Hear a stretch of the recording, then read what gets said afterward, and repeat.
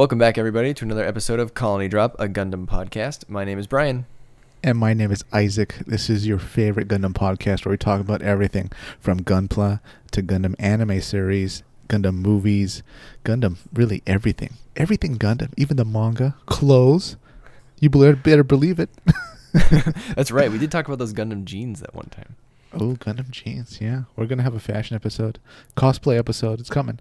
But today, we're not talking about that, Brian, right? What are we talking about today? We are talking about one of the seminal moments in Gundam's history. We're going to review and discuss the movie, the big one, Char's Counterattack. Wow. I mean, it was inevitable, listeners, because we've kind of been going backwards, right? We read all the F9... the Gundam Formula novel manga, and then we watched F91, and now we're going back to Char's Counterattack. So yeah, we watched it. I watched mine today. Brian, I think you watched it a week or so back. Yeah, that's right. I watched it last week. I think I've seen Char's Counterattack probably 5 or 6 times now. One thing that I always liked about Char's Counterattack is that because it was such a big movie, they always played it at anime expos at least once during that anime expo. And so if I went, I would always try to catch it because they played it in one of those big screening rooms. It's not really a movie theater, but it was sort of the biggest screen that I was ever going to see it on, probably. So I always thought that was fun. But, you know, it is a movie from 1988, so it is a little bit older. So as time went on, the time that they showed Char's Counterattack at Anime Expo kept getting, like, weirder and weirder. Like, when I first started going in the early 2000s, they would show it, you know, at some sort of like prime time slot or maybe in the morning at a reasonable hour. But then as time went on, they started moving it to like 1 a.m. and then 3 a.m.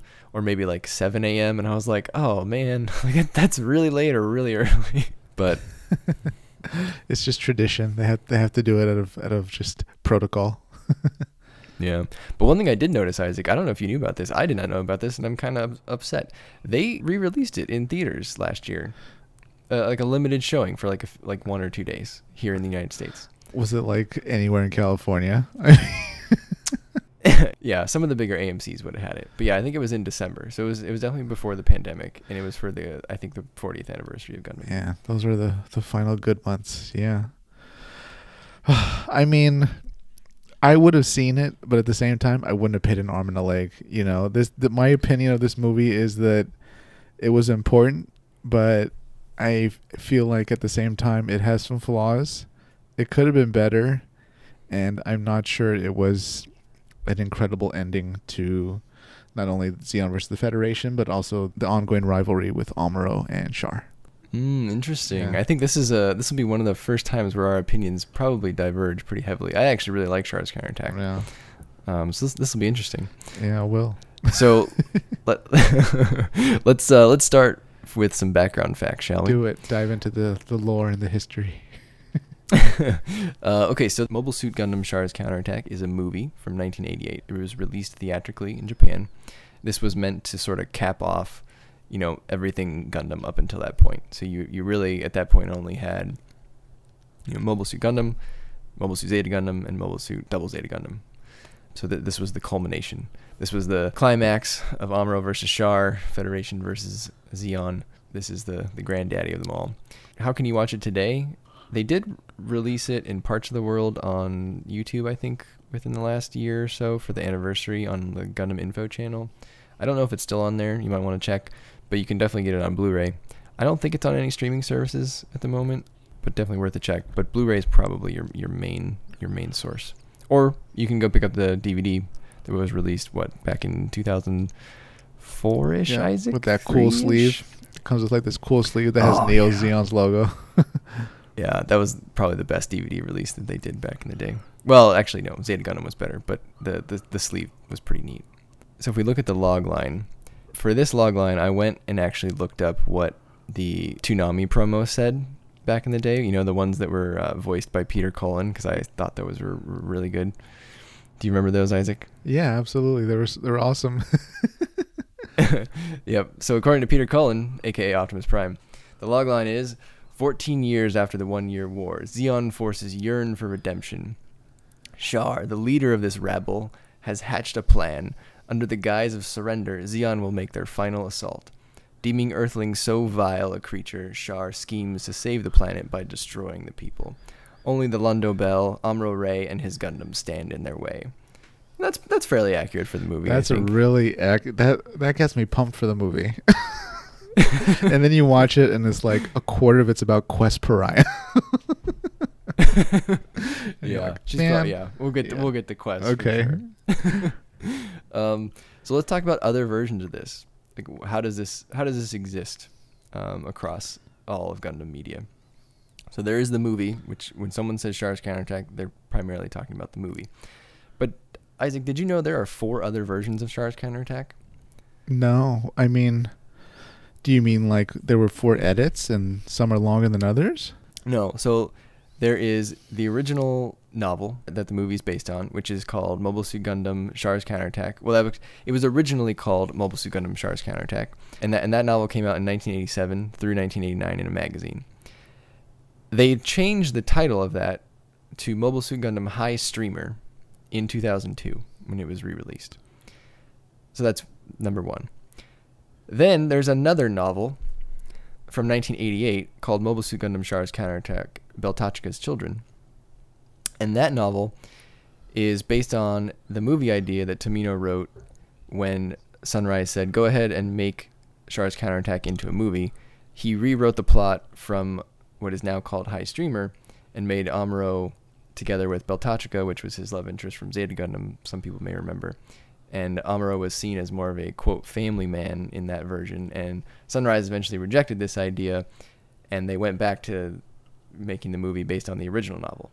So there are 2 Char's Counterattack novels in addition to the movie, which I think is ridiculous.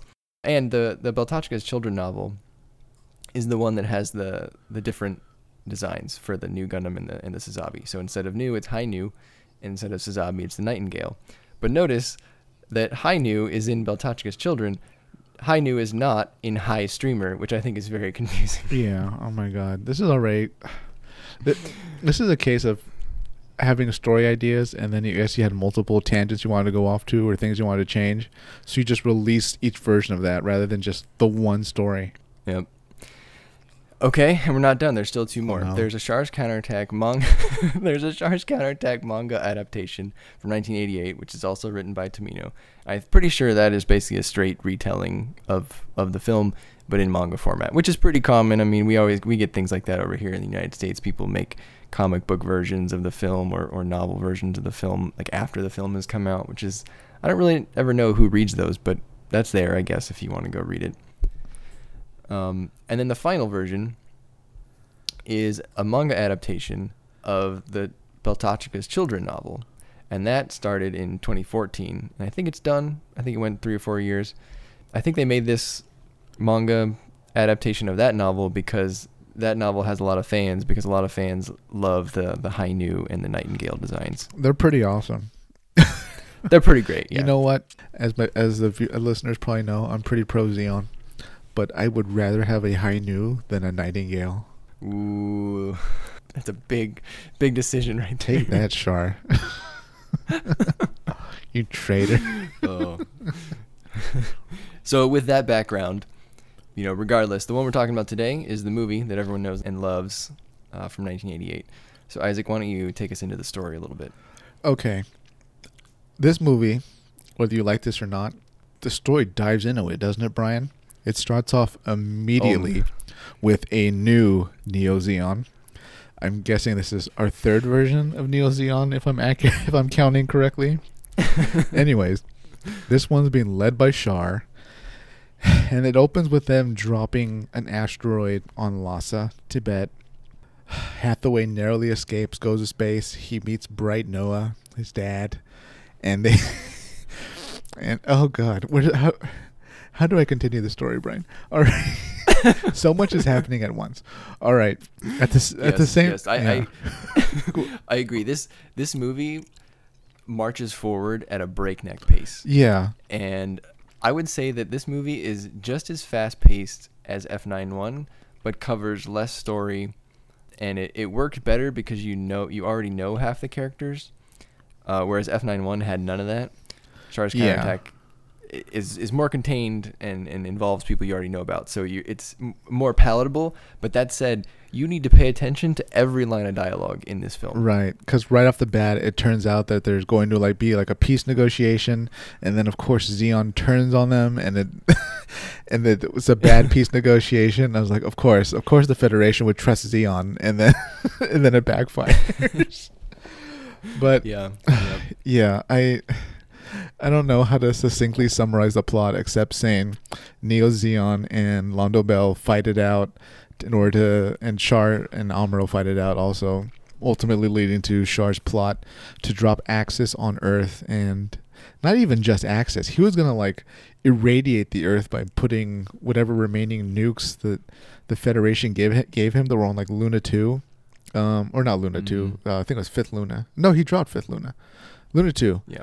And put those inside Axis, detonate them at the last minute, which would make Earth just an irradiated waste, and everybody, I guess, would have to move from Earth to space, or everyone on Earth would be dead. I imagine they'd be dead. I don't see how they can quickly leave fast enough. But yeah, that's the plot in a nutshell.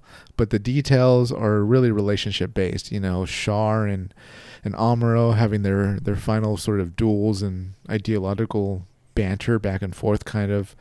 There's new characters like Quest and Unigus. We see a little bit of some returning characters, really just Bright Noah and Mirai for a little bit. As far as other new characters, we have, sadly, Quest Pariah. Nanai, who was really cool, but we didn't really see enough of. She's Char's right-hand woman. Maybe, how many main mobile suit battles do we have? Maybe 3 main mobile suit battles between fleets. Yeah, there were 3. I think that's right. Mm-hmm. Yeah, so that's my rushed summary of the plot. What happens at the end, Isaac? At the end, a miracle happens, Brian. Okay, Char gets soundly defeated by Amuro, thank God, and Amuro, just holding Char's little escape pod, says, he pretty much says, I'm going to show you up, and he goes to the falling Axis and tries to move it himself. He's confident enough that he can move it himself. I don't know if the specs on a new Gundam say, yeah, that's reasonably possible with whatever output its reactor is giving. I don't think that's possible. Anyways, so he tries moving it. Some more Federation mobile suits come to help him out. Zeon mobile suits come and help him out. How did this happen? And then this light appears from the Psycho Frame, and by the power of newtype will, or the world's collective energy, it's a little nebulous. It's a little vague of exactly what happens, but Axis is pushed away from the Earth in defiance of the laws of gravity and orbital mechanics. And the Earth is saved. Neo Zeon's defeated. I assume they go on to become the Sleeves, because they never really get hunted down to the last man or woman. And yeah, the Earth Federation concludes its war with this version of Neo Zeon. Until they rise again, right? Yeah, and Amuro and Char, we see a bright light, but we don't know what happened to them specifically. Yeah, the movie never confirms it. The novel, I think, is more clear that they were killed in action. But yeah, I mean, they never really come back. So yeah, you can assume that they perished together. So yeah, like Isaac said, this movie is jam-packed. It's a lot. From start to finish. It never slows down. And that's a good and a bad thing. I definitely would not hold it against people if they felt that it moved too quickly, or maybe didn't provide enough background information on certain things, because that is probably a legitimate criticism. Yeah, that's one of the things I wrote down in my notes. It just dives into it without much explanation about Neo Zeon. So, where did all these people come from, these ships and all that? And I think they kind of wave it away in a short conversation. Bright says something, or no, Amuro is talking to Bright. He says something like, oh, we just inspected the colonies. How did Neo Zeon get all this stuff or whatever? And then one of them says, well, I think it's Amuro, what do you expect? The Federation tries to rule from Earth, and, in the colonies, they just lie to our faces. Yep. They hide things, something like that. I was like, really? You guys didn't notice an enemy fleet and what had to be a massive manufacturing base to build mobile suits and weapons and ammunition. How could they hide this in plain sight in the colonies? Yeah, I would say that's probably one of the bigger weaknesses of the film, is it doesn't really tell you how Char came back to power, right? He just kind of shows back up. There is a prequel manga that's still going now, I think. Wow. My understanding is that the manga called Mobile Suit Gundam does cover the period after Double Zeta and before Char's counterattack, and talks a little bit more about this. But, you know, that said, that didn't exist in 1988, right? So if you were watching this in 1988, you went straight from Double Zeta over to Char's counterattack. So the one interesting thing is that there is an appearance by Sayla in Double Zeta. Good. That sort of foreshadows this. She shows up in, I think, 1 or 2 episodes and saves a character. And she does mention that she believes that her brother is still alive, and that she thinks he is just waiting for the right moment to reemerge, and that only his death will result in peace. And that's pretty spot on, right? Based on what happens in this film. Yes, it's spot on based on what happens in this film, but not all subsequent films, Brian, because we know this isn't the end. There's still war even after Char's counterattack. Absolutely, for sure. I was just talking about it just in general. What do we have, if you were a normal Gundam viewer, you know, what background do you have as to why Char is back? And it's kind of not much, right? They do cover it a little bit in the film. Adenauer Pariah, Quest's father, at the beginning of the movie, you know, Quest is busting his balls for the Federation not stopping the drop of Fifth Luna, and he says, well, the Federation thought that Char Aznable was dead, and that's kind of the overall theme, is that they don't think he's really alive. And then because I believe that you know, it's been a while, but I believe that's how Zeta left off, was that people weren't sure if Char was dead or alive, and so here he is making his grand reappearance. Now, to Isaac's point, he brought a fleet with him, you know, a well-armed fleet. Didn't drop from the sky, right? Someone had to make it. So yeah, and all the officers and the ammunition and the cool new mobile suits and the mobile armor and all that. It just, I don't know. I would have liked more backstory, and that's kind of one of the criticisms I have for this whole movie, really.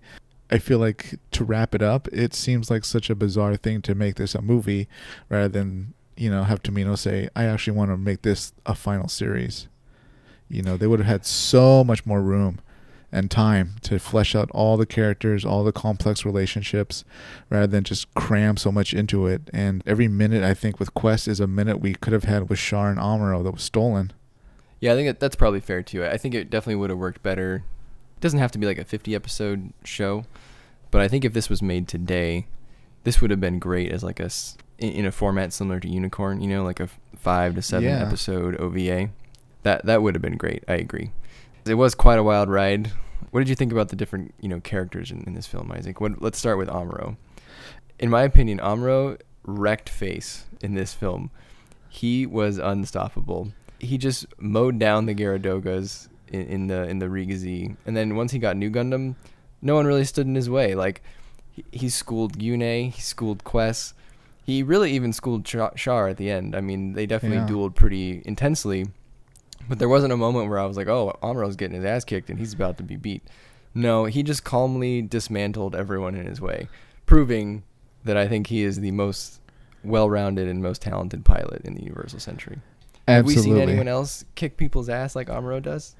I don't think so. I mean, Char, but Amuro beat Char. So yeah, no, he's the peak. Nothing's better than him. He pulled some baller moves in this film. Like, I think Yune may have been the only person besides Char to land a hit on Amuro the whole time. And Amuro, he kind of just like turned to him, chucked his shield and his bazooka as a decoy, and which tricked Yune. And then when Yune looked up, the New Gundam was taking dead aim with both hands on the rifle and just blew Yune away. That was, you know, Char's best pilot besides himself. And there was another part in the film where Amuro killed an enemy suit with his bazooka while it was on his back, like docked to his suit. Like, so his bazooka docks to his back facing, like the barrel points downward. And so he shot someone below him by just triggering the bazooka while it was on his backpack. And I thought that was hilarious. And how embarrassing if you're that Gyaradoga pilot. Yeah, pretty much what you said. I mean, this was such an Amuro movie. Like, I couldn't help myself from rooting for Amuro way more than Char. Amuro came off as just so cool in this, so awesome, such a nice guy.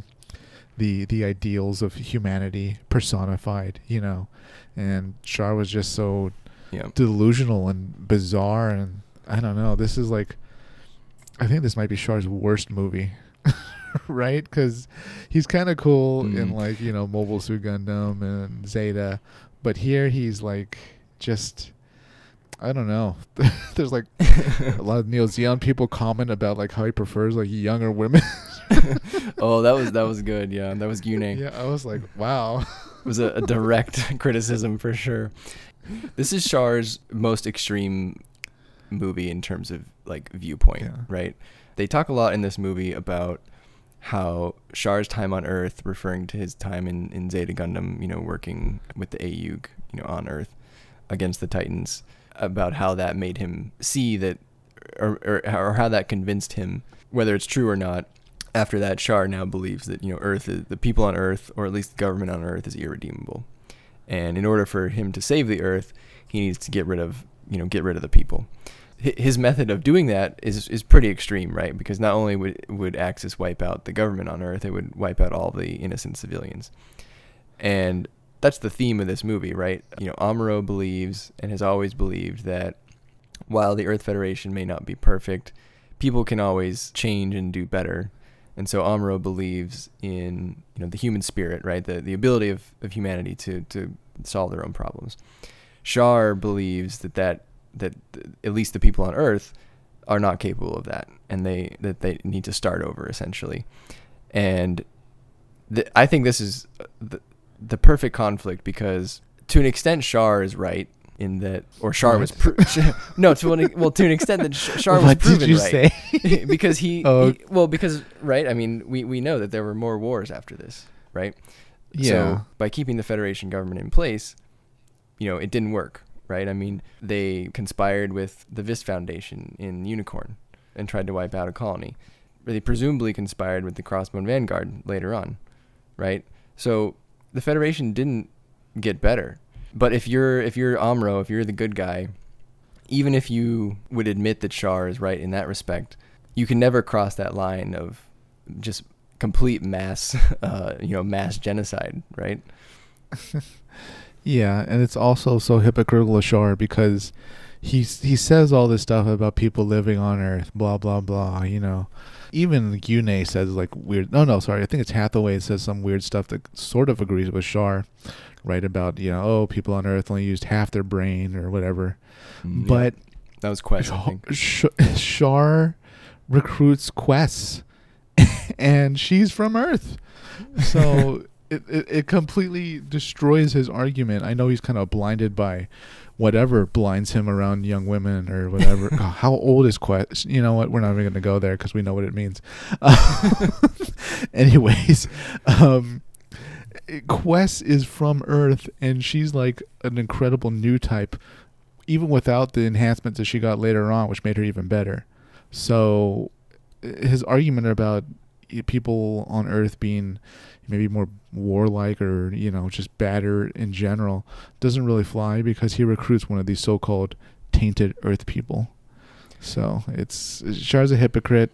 He really comes off as a weird guy in this movie. And yeah, this is peak villain Char, peak bad guy Char. Yeah, I think if you were to watch Zeta Gundam, you could think, okay, what happens to Char after this, right? Does he go left and become a good guy, or does he go right and become even more of a bad guy? And he definitely went right in this film. There was no redeeming his actions here, right? He tried to commit murder on a mass scale. Yeah.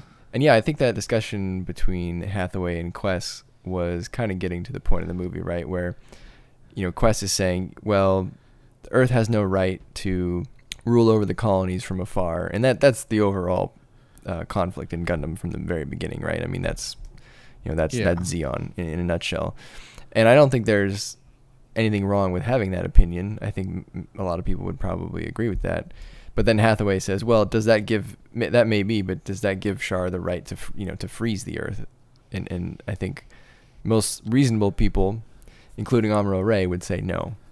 And that in a nutshell is the conflict. And because neither side is willing to budge, it creates a war, and that's why we have this film. So what I was thinking this whole time watching this movie was, say what you will about all previous versions of Zeon and even Neo Zeon, but the goal wasn't to outright destroy the planet Earth. It was really to conquer the whole Earth sphere. So Char's kind of in his own boat to an extent as far as wanting to wipe out the planet itself. Yeah. That said, though, as somebody that really defends, I wouldn't say defends the movie, but you had almost nothing but high marks for the movie. Can you put yourself kind of in the shoes of Tomino or maybe the design or story team and tell me why Quest had so much time in this story?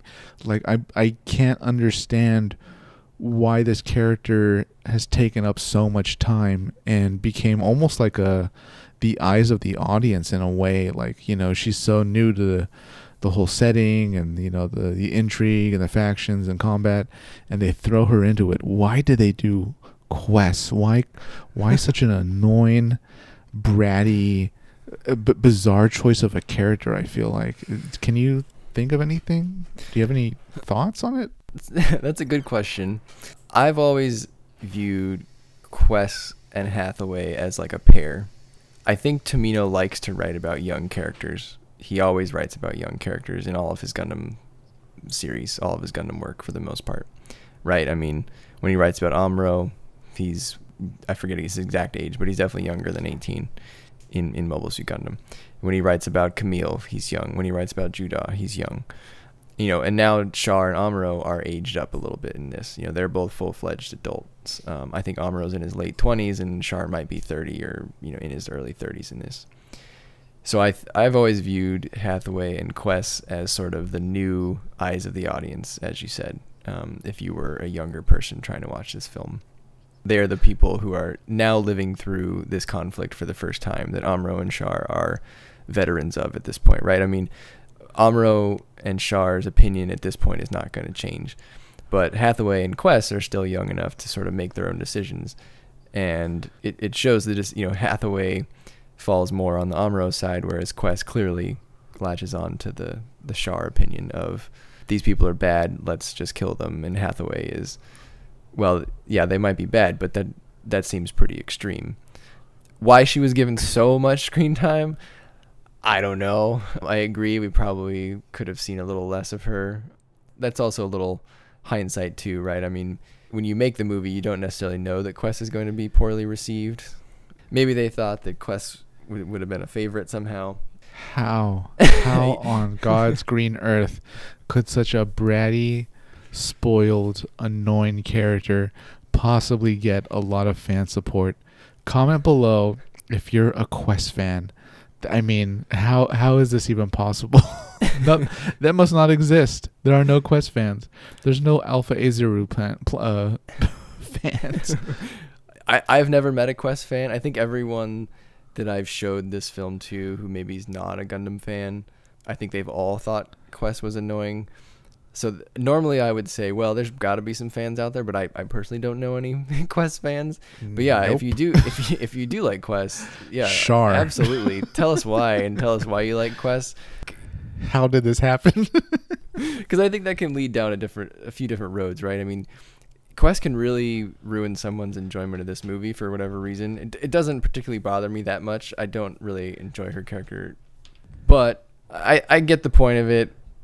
Did it work fully for me? No, but I see what they were going for. I'm more in this film for Amuro versus Char than anything else. So the rest of the stuff, even if I don't like it as much, it's not going to bother me too much. I did some research, and when this movie was released, it was first released in Tokyo, and then they spread it out to like Hokkaido and, you know, Okinawa, the other parts of Japan and the other cities.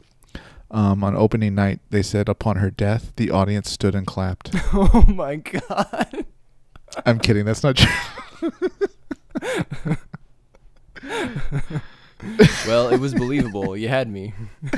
Yeah, I got you there. I mean, I'm sure the listeners roll 9 in their head. They're like, yeah, I bet they did do that in Japan.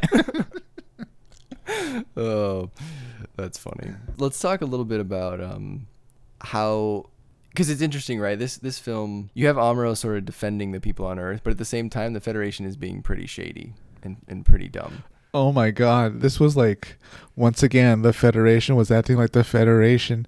I put the Federation was acting beyond stupid because they were not only trusting Neo Zeon, right, but they were like giving them a weapon that they just used against them. They were giving them an asteroid after they had just had an asteroid dropped on Earth. Like, this is insane. Like, I can't believe, oh my God, the Federation, the majority ruling party of the Federation, whatever it is, must be like just the most inept organization ever. There must be the small group that eventually always takes power in a crisis and like has to roll up their sleeves and actually slug it out with Zeon. Like, they're the true heroes. Like, people like Cameron Bloom, he was like an unsung hero of this movie, right? Because he was, yep. Without him, I think, yeah, Shaw would have won. Because he gave Bright the critical information, right? That the exchange was happening. He did, yeah. I think that allowed Bright to tell Amuro what was happening, right? And Amuro was like, "All right, well, I'm taking New Gundam back now, and you know we're gonna intercept him." Man, one man makes all the difference. Yeah. What did you think about Earth basically selling Axis for the gold bars? I mean, how corrupt can you get? Not only that, but how how rare is gold in the future? Because asteroids aren't exactly, you know, all over the place, right? I mean, it must have been incredibly more expensive than just the gold. And also, what is the Federation low on money? Like, why are they taking gold in exchange for an asteroid? You can probably mine gold on certain asteroids or other precious metals. This was just peak Federation stupidity, or just pure corruption. One or the other. Either way, it was bad for the Federation. And I don't know. Sometimes you get what you deserve. Adenauer Pariah got what he deserved. He got it from his own daughter too. So, you remember that scene where he's like on the bridge at the I think when Zeon's gonna like turn over their fleet. And he's talking to the captain. I think the captain asked him, you know, so are there going to be jobs for us after all this is over? And he tells the captain, well, they'll always need people to clean up the beach. Yes, I do remember that. I don't know. It had his back to him, and the captain was like inches from like attacking him. He had to restrain himself. Yeah, Adenauer Pariah was just the most unlikable character. And you know what? Well, of the year. He's the reason Quest is the way she is. Like father, like daughter, for sure. Yeah, he was. His parenting skills, and skills is in quotes, were in full display in the early part of the film. Was that also the same scene though, where Neo Zeon was quote turning over their fleet, and someone remarked, "Oh, look, they even turned over one extra ship than they said they would." Yeah, it was. And then he, like, without even like looking too closely, all he said was like, "Yep, I guess the show Char's really trusting us, or he's being really honest." You know, he even turned over the ship they had in reserve. Yeah. So I really like that scene. This is a good example of something this film I thought does really well. So again, this film moves really fast. It's really dense, and it's really dense because there's a lot of complicated strategies happening all the time. So like they talk a lot about, you know, we will turn over our ships, and Char makes sure to turn over the exact number of ships that he said he would turn over, but a lot of them are fakes, and it's just very deceptive. You get another strategy like that later on in the film where Bright and Lundo Bell are trying to take out Axis, and Bright knows that he needs to take out the thrusters or break Axis apart somehow. But he knows that Char is crafty, and the only way to really hit Axis hard is to nuke it. And so Bright starts launching different waves of missiles at Axis, and he hides one nuke in each wave, or like maybe a few nukes in each wave of missiles that he launches to confuse Char, hoping that one or two of the nukes gets through. Spoiler, Char is able to take out all the nukes and find them with his funnels. But I thought that was a really cool part of the show, particularly because Char kept complimenting Bright's tactics during that. Because Char's been fighting against and with Bright for 14 years now in this timeline, and I thought they know each other so well that it was a good representation of how far the relationship has come between those two characters.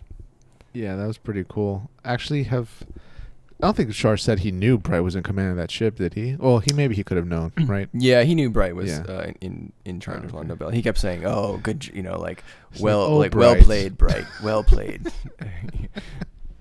Like that time at the end, like when he's fighting Amuro, and like Amuro I think he like kind of tackles the Sazabi from the back, and Char just goes, Amuro. Like, come on. Yeah. Yeah. Speaking of Char, why is he a captain in this movie?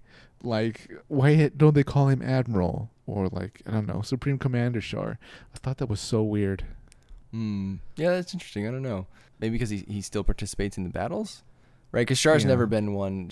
Char, I think, has stated as such many times in the different series that he does not like, giving the orders. He likes to be on the battlefield, and I think he even states that in this film when he gives that speech, like right after the recording goes off. He goes, I hate, he says something to the effect of, I hate making speeches, or I hate being a politician. You can't say he doesn't care about his men, right? Like in the very beginning of the film.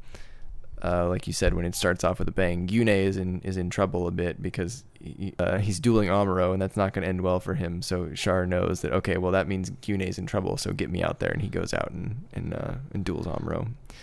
Yune is my second least favorite character in this movie because he was planning on backstabbing Char. Remember, he's talking to Quest, I think, like, I can take Char, or I'll be good enough to kill him, or something like that. You remember that? I do, and why is it that everyone falls madly in love with Quest Pariah? Because both Hathaway and Yune were falling head over heels for her, and Char arguably had an interest as well. Not even that, Brian. If you remember when Char's bringing Quest in after, like, running off with her in the colony in that field of flowers, there's like a Neo Zeon soldier on like a balcony who says, like, I forgot what he says, something really inappropriate. He's like, hey, she's just my type, or something like that. And I was like, oh my God. Like, I was like, are you looking at the right person, sir?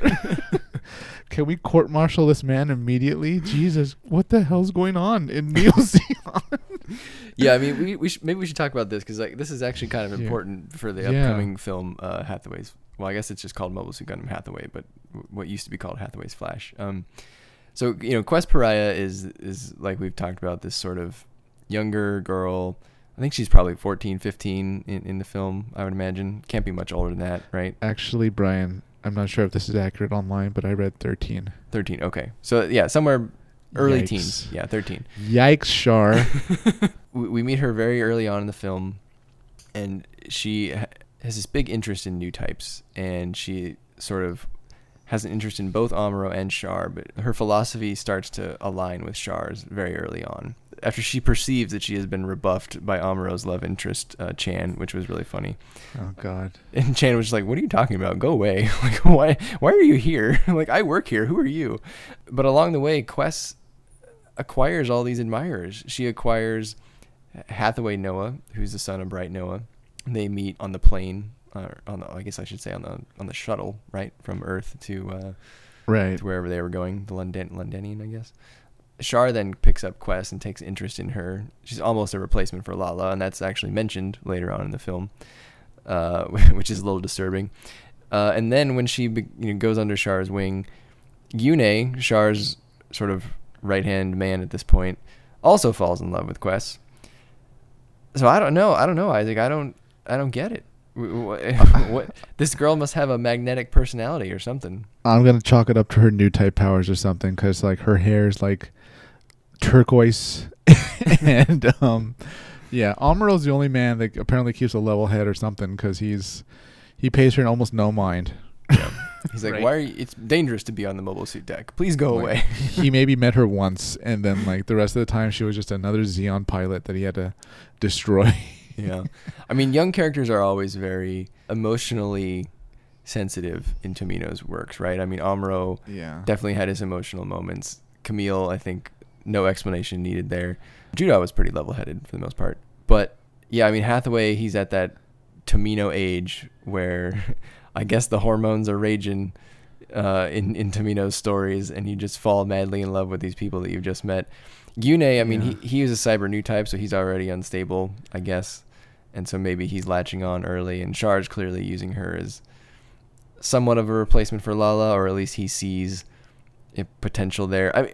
I guess, what did you think about that? So you mentioned that Gyune was going to backstab Char, right. And that's because Gyune fell in love with Quest, but he said, you don't need Char. I can be your man, or whatever you want to say. And he just sort of like comes out and says what everyone was thinking about Char, right? He says, hey, be careful with Char. I know you like him or whatever, but he has an interest in young girls, and he's just using Nanai as like a cover for his interest. He's actually in love with this girl from the 1 Year War named Lala, and he's using you as a replacement for Lala. And I was like, damn, that is a very direct accusation, sir.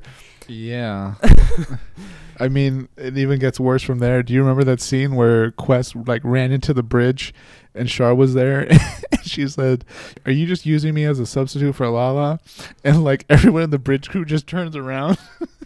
Yeah, and they're like, yeah, and then Char like kind of scoots her out of the room.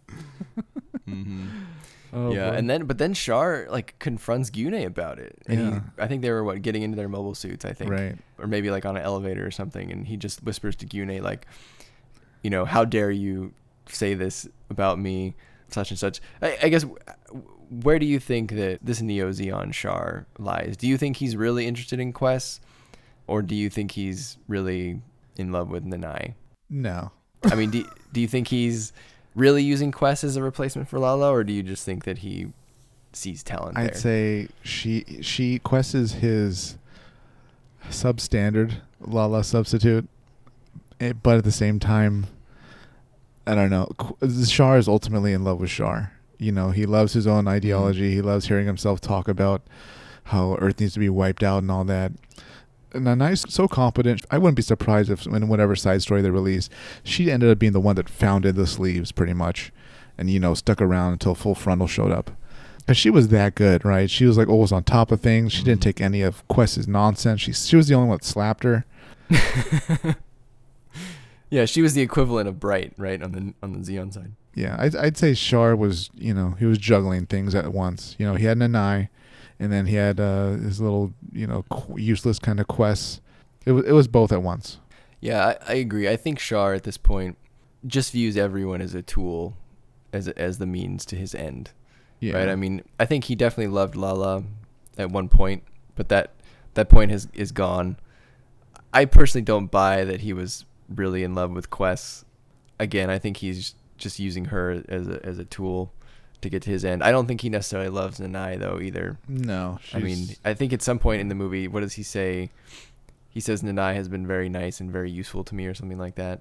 But I mean, she's not being really fooled by it, I think, because like there's that scene where she like throws her drink, right? She's like she just gets frustrated with him. Yeah. So yeah, she knows that she's benefiting from this relationship as well. Yeah. So I felt that she knew that. She was not naive to that fact. Yeah. God, we're talking about this, and this makes me just get to another point in my notes. What is the point of this Gyune Quest Char love triangle? It just soaked so much useless time. I don't feel like it advanced the story in any way.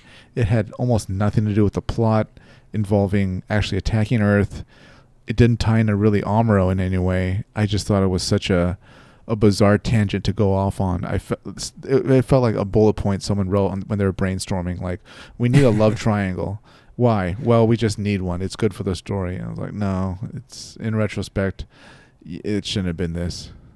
I think it just ties back to that's one of the weaknesses of the film is there are a lot of new characters, and there's probably too many to give them too much backstory. And Gyune, Quest, Nanai, Keira, Chan, they all sort of suffer from that. There's not enough screen time for everyone to go around. I mean, I think it was just a subplot they tried. I think maybe it worked for some people. Obviously, it didn't work for you. I actually liked Gyune. I thought he was a decent character. Definitely didn't have probably enough screen time, but I think he fared better on screen time than a lot of the other characters. Yeah, I agree. But I mean, in a whole season, a full series, I feel like we could have seen a really cool arc of Gyune as maybe like he's a cyber newtype. He's trying to prove himself. He falls in love, and then maybe he like develops a sort of jealousy, envy of Char, and sees himself wanting to kill him one day. So that would have been a cool thing to see unfold over multiple episodes. But it'll never happen. But that said, this show did have a lot of good things. You know, we got to see some cool mobile suit combat, cool mobile suit designs. I even liked how they explained away why Londo Bell was the only force fighting Char's Neo Zeon. I think Amuro and Bright are talking again, or maybe some officers are talking to Bright about how the rest of the Federation fleet isn't leaving their colonies because they're scared of, like, the moment they do, those colonies will go into rebellion. Yeah. So that was a good reason of, okay, I see why a small force is fighting Neo Zeon as opposed to the full might of the combined Federation Navy. Yeah, it seems like at this point, everyone in the colonies hates the Earth Federation. Yeah, well, I mean, I don't blame them. There have been so many wars back to back. Like, how can anybody be doing well, you know, except for, like, the Federation politicians? Yeah, it's just... That's rough. Yeah, pretty much. So one last thing about Quest and Hathaway before we maybe move on to some other characters. But so this, we've mentioned this on the podcast once before, but sort of at I'll say the first climax of the movie, right? Because the main thing that you're here to watch is the climax of Amuro versus Char. But there are, as we've said, a lot of these other characters involved. And so I'd say the pre-climax, Isaac, is when all the Gyune, Quest, Chan, all that stuff is resolved. So if I set the stage a little bit, so the sort of second best pilot on Londo Bell was Keira Sue, I think is her last name. And she pilots the Rigazi after Amuro gets his new Gundam. Keira. Yeah, so Keira goes out, and she's in love with Astonaige, who is a character from Zeta Gundam, and I think Double Zeta Gundam. It's been a while. But Astonaige is a lovable mechanic on the ship. So Keira's out there in the Rigazi, and Gyune kind of schools her pretty well, I would say. She didn't really stand too much of a chance. Although she was like an ace pilot, I don't know, she didn't really show off that many skills, I thought. Did you feel like Keira was ace status as she was billed? If she was outclassed by a cyber new type. Yeah, I feel like Gyune kind of handled her pretty easily. Yeah. So Gyune takes out Keira. He wants her to surrender, so she gets out. He grabs her. Gyune then is using her as leverage against Amuro. Amuro's funnels are a little too sensitive, and they fire at Gyune, and he breaks Keira's neck, essentially, and she kind of just goes floating into space, which is pretty sad, pretty brutal, actually. Yeah, I was a little confused about exactly what happened to her, because they never show us her face. And when they take her body back to the hangar bay, they tell him, you know, oh, don't look, don't get too close.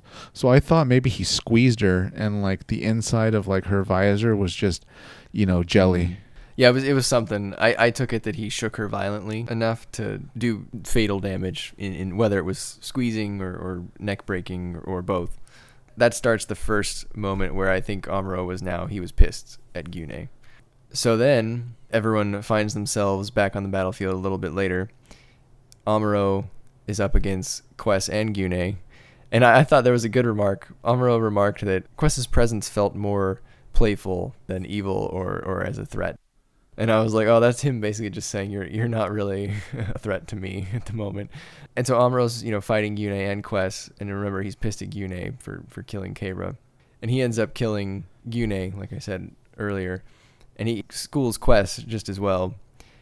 So after Amuro takes Keira's body back, yeah, Chan, for whatever reason, gets into the Rigazi, which is now damaged. It has like one leg, one arm, can't really defend itself. She decides that Amuro needs help, and he needs help in the form of a psycho frame. And she goes out there in this disabled suit trying to get this psycho frame to Amuro. And on the way out, her Jigen causes an explosion that kills Astonaige. No, what? I don't think she killed him, what a dumb right? move.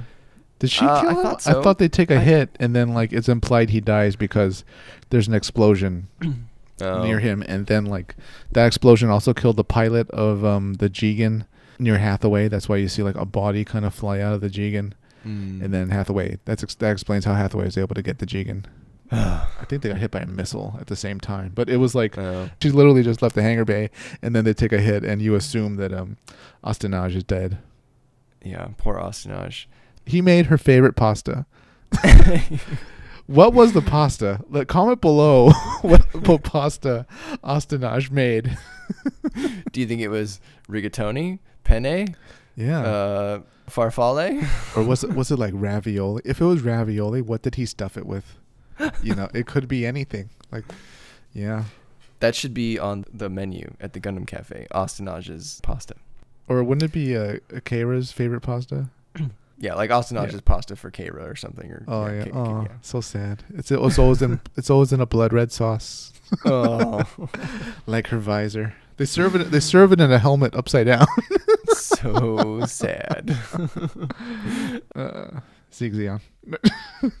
So Chan goes out there, and now we're about to create what I like to call Tomino's version of. Well, actually, I guess this would have happened before any of Tarantino's films. Uh-oh. But what happens next is essentially the classic Tarantino Mexican standoff, the end of any Tarantino film, right? Where everybody's pointing guns at each other, telling them, "Don't you do that to this person over here?" And then, they all have like different allegiances, and they all end up shooting each other at the same time. That's about what happens here. Chan goes out there. She's trying to reason with Quest. Quest doesn't like that. They're arguing. Chan ends up accidentally firing a rocket at Quest, and it blows up the Alpha Azero. And then Hathaway gets upset that Chan just killed Quest, and so Hathaway just straight up murders Chan. That was terrible. That was awful, right? I mean, yeah, he literally just aimed his rifle and just mowed her down in a disabled suit. Yeah. I couldn't believe that. I mean, what an ass, Hathaway. Yeah. I see why Hathaway goes on in the future and becomes, involved with conflict. Yeah, we've talked about this once before on the podcast, but in the novel version, Hathaway accidentally kills Quest, not Chan. So that's kind of a big change. But anyway, we'll see how the new film deals with that. Yeah, and if Bright will be back, I hope he is, and all that. Yeah, he's definitely going to be back. Good. Bright is like the most level-headed person in the Universal Century. Yeah, God. He should be in everything. I mean, yeah. He really handled Cameron Bloom like with so much respect and restraint. Like Bright, I don't know. If he retires, he should like teach like Federation officers etiquette or something, because he's so cool, calm, and collected. He's such a polite guy. And then, what did you think about the knockdown, drag out fight at the end with Amuro and Char? I like that it was both in mobile suits and also within like the asteroid itself. So it was cool that they got to fight man to man. They kind of had similar but different weapons. Char had like that rocket pack that's on his thigh. You remember that? Yeah. That was cool. Amuro, I guess the Federation doesn't like that, so they use an actual rocket launcher you have to put on your shoulder. That whole scene also very nicely paralleled their fight in at Abawaku when they kind of did the same thing. So I'm pretty sure that was on purpose, which I really enjoyed that. I thought that was good. I like how Amuro decided to get a little crafty though, and like he set up a booby trap for he set up a booby trap for Char. It didn't quite work out, but he tried. he tried being sneaky for once. Yeah, with the radio. Yeah. Yeah, that was good, and I liked that he was ultimately defeated. Char was ultimately defeated. So I would have liked it more if the ending was Char actually dying, but that's not what I got. Or them killing each other sort of simultaneously as the Earth is saved. But yeah, overall, having an ambiguous ending like that, it's not something I think is the best, but I think it's good. I actually was okay with the ending because I think there's almost no perfect way to end such a rivalry like Amuro and Char. I guess I liked that they were arguing until the bitter end. Like the Axis shock happens literally mid-argument between the two, which is just perfect for their relationship. And I think that was actually pretty shocking at the very end. Do you remember what Char said? Like his last words were, "Amuro, Lala was like a mother to me." And I think Amuro says, "What?" And then that's when the cycle frame overloads and Axis is pushed away. Yeah, I had no idea what that meant. Like, I don't think Amuro did younger, either. Yeah, she was younger. The shock of it was what triggered the salvation of Earth. It was the motherly spirit of Lala, which we knew nothing about. That came out of nowhere. But does that reframe how you view Char and Lala's relationship instead of a guy? Not to say that he wasn't potentially preying on her, but I guess he felt he was getting something out of it that maybe we didn't know he was getting. Maybe, but like we never saw any of that, right? He was sort of like her tutor and teacher. I never got any kind of weird motherly, maternal surrogate thing going on. It just, I'm gonna chalk that up to like maybe the Japanese to English team didn't do a completely successful translation Like that's the script we have now, but the actual meaning is maybe something different in Japanese. Like maybe it meant to be like, you know, family member substitute, because, you know, he never really had his family was taken away from him so much throughout his life. You know, maybe that's what he meant. Yeah. Or something. But yeah, for me, that was not only very bizarre to say, but it's very bizarre to end on. You know, that's the last thing Amuro hears before death. Yeah. Not ideal. So I put that on my list of things this movie should improve upon if it's decided to be done again or turned into a whole series or OVA, whatever.